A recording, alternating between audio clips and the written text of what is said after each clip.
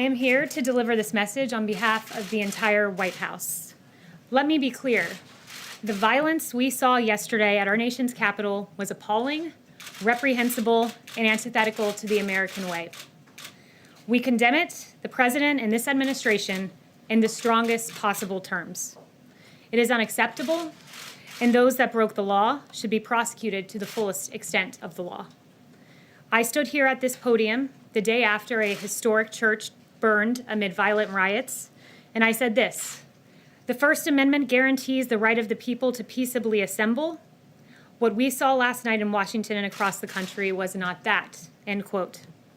Make no mistake, what we saw yesterday afternoon in the halls of our Capitol likewise was not that. We grieve for the loss of life and those injured, and we hold them in our prayers and close to our hearts at this time. We thank our valiant law enforcement officers who are true American heroes. What we saw yesterday was a group of violent rioters undermining the legitimate First Amendment rights of the many thousands who came to peacefully have their voices heard in our nation's Capitol. Those who violently besieged our Capitol are the opposite of everything this administration stands for. The core value of our administration is the idea that all citizens have the right to live in safety, peace, and freedom. Those who are working in this building are working to ensure an orderly transition of power. Now it is time for America to unite, to come together, to reject the violence that we have seen. We are one American people under God. Thank you very much.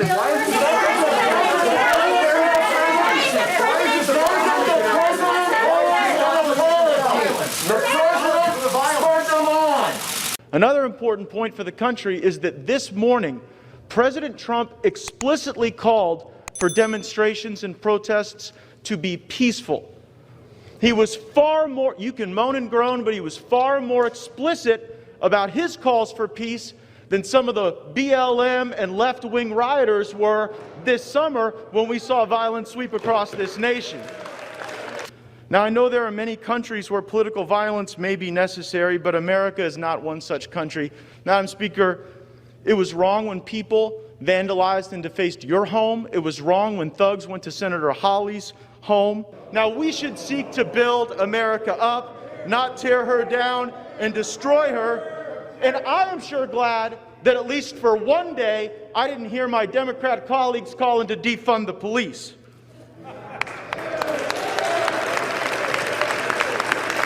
Now, I appreciate all the talk.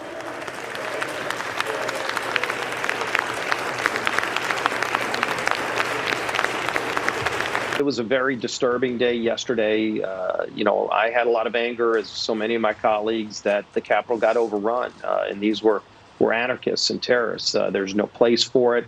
And all of us that were unequivocal yesterday, just like we were unequivocal during the summer, that there is no place in this country to resort to violence to solve differences. That's not who we are as a country. It was very upsetting to see it happen yesterday. It was critical, as some of my other colleagues have said, that we had to take the House back and come back to work last night. And we did. And that was a big focus of the day when the Capitol had gotten overrun, that we had to get it back. And I just really do appreciate the work that our Capitol Police do. Many of them were injured, assaulted during that overrun. And, my heart was going out to them because I knew the things that they were dealing with, and as well as colleagues and staff who were still in the Capitol during a lot of that period. Right. 14 officers were injured. 2 of them had to go to the hospital. 4 people died in total. There was plenty of flashbangs going on. There was plenty of, people getting punched in the face, and a lot of assaulting police defending themselves. And it was a whole big mess. Now, the reason that they may give you, as far as those that went into the Capitol, the reason they may give you for going in there is that, well, the election was stolen, it's fraudulent, we the people, we're going to take the whole thing back, it's revolution. But all that actually happened was a brief interruption, all right? It was a brief interruption. After they cleared the Capitol out, after they arrested like 50-something people, they cleared the Capitol out, and they got right back to work, all right? The federales got called by Trump, by the way. Okay, Trump called the federales within 90 minutes. So they were down there protecting everything, clearing everything out. And that was that. It went back to work. So this whole thing about, oh, it's a revolution, all this and that, it was a nothing burger because that was just a brief interruption. All of that was for nothing. I mean, I'm all for protesting. Yeah. But And what y'all did at the Capitol building, I don't think that was patriotic at all. yeah. Y'all stormed the Capitol building. A woman ends up getting shot in the neck. From what I see from reports, she died. Yeah. I mean, if y'all would have just stood on the steps and chanted, I mean, And it'd have protested. been- Yeah, that's fine. But what y'all did, I mean, Yeah. y'all got into a Capitol building. What is that going to do? What is that going to change? Yeah, because look, when you approach these federal peace officers, right? I mean, they ain't got nothing to do with this.